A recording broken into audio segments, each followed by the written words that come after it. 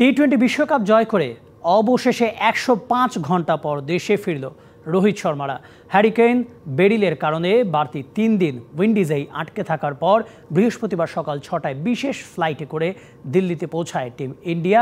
এত ভোরেও বিমানবন্দর থেকে গোটা এলাকায় ছিল সমর্থকদের ঢল।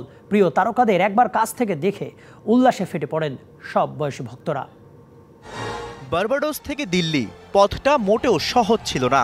হ্যারি কেইন বেরিলের প্রভাবে বিশ্বজয়ীদের দেশে ফিরতে অপেক্ষা করতে হয়েছে 105 ঘন্টারও বেশি, সাথে দীর্ঘ ভ্রমণ ক্লান্তি।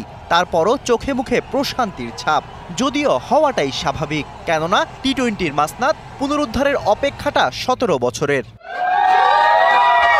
শুরুতেই দিল্লি বিমানবন্দরে ফুল দিয়ে বরণ করা হয় চ্যাম্পিয়ন রোহিতদের। সেখানেই বিসিসিআই কর্তাদের নিয়ে কাটা হয় কেক। বিমানবন্দর সহ বাইরের সব রাস্তায় নামে ভক্তদের ঢল। প্রিয় তারকাকে একটিবার দেখার অপেক্ষা সবার। বিরাট কোহলিরাও ভোলেননি এমন মুহূর্ত ফ্রেমবন্দি করতে। টিম বাস থেকেই হাত নেড়ে ভক্তদের সাড়া দেন বিশ্বজয়ীরা। প্রিয় তারকাকে কাছ থেকে দেখে ভক্তদের মুখেও প্রশান্তির ছায়া। বিমানবন্দর থেকে টিম রওনা হন হোটেলের উদ্দেশ্যে।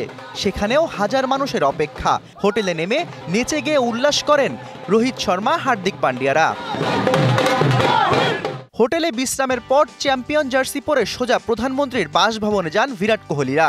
চ্যাম্পিয়নদের কাছে পেয়ে গল্পে মজে যান নরেন্দ্র মোদীও। ট্রফি হাতে নরেন্দ্র মোদীর সাথে ফ্রেমবন্দি হন গোটা ভারতীয় দল।